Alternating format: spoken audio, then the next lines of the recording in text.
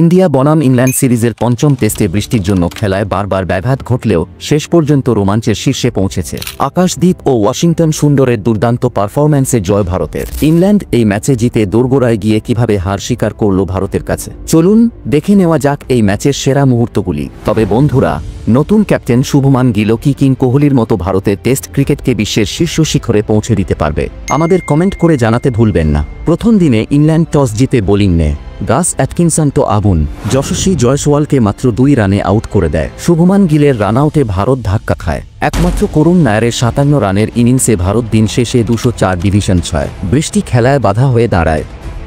দ্বিতীয় দিনে ভারত 224 রানে অল আউট হয়ে যায়। ইংল্যান্ডের হয়ে অ্যাটকিনসন 33 রান দিয়ে 5 উইকেট তুলে নেয়। ইংল্যান্ডের ওপেনার জুটি ক্রোলি ও ডাকেট 12.5 ওভারে 92 রান তোলে। কিন্তু মোহাম্মদ সিরাজের দুর্দান্ত প্রত্যাবর্তন, রুট, ব্রুক ও পোপোকে এলবিড ব্রিউ করে ইংল্যান্ড মাত্র 23 রানের লিড সংগ্রহ করে 247 অল আউট।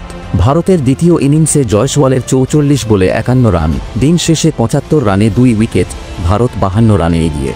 তৃতীয় দিনে রাহুল ও সুদর্শনের আউটের পর গম্ভীরের মাস্টারমাইন্ডে 4 নম্বরে ব্যাটে নামানো হয় আকাশদ্বীপকে। আকাশদ্বীপ জয়সওয়ালের সঙ্গে 107 রানের পার্টনারশিপ করে 94 বলে 63 রান করেন। 12টি চারে ইংল্যান্ডের বোলারদের নাস্তানাবুদ করে আকাশ।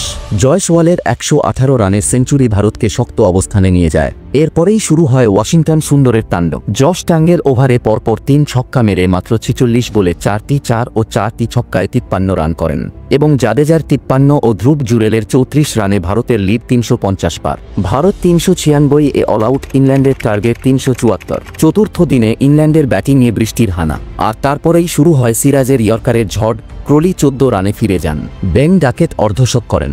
তারপর ক্যাপ্টেন ওলি পোপের আউটের পর হ্যারি ব্রুকের ঝোড়ো ইনিংসে 14টি 4 ও 2টি ছক্কায় 111 রান করে আউট হন এবং এরপর জো রুট তাঁর 39তম সেঞ্চুরি করে 105 রানে ডাগআউটে ফিরে যান।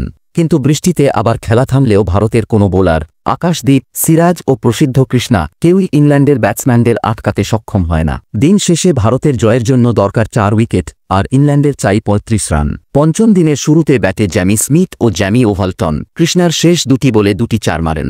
এরপর বলে আসে মোহাম্মদ সিরাজ, একের পর এক উইকেট নিতে থাকেন এবং অবশেষে গাস অ্যাটকিনসনকে এক দুর্দান্ত ইয়র্কারে ইংল্যান্ডের ইনিংসের সমাপ্তি ঘটান। ভারত 6 রানে জয়লাভ করে।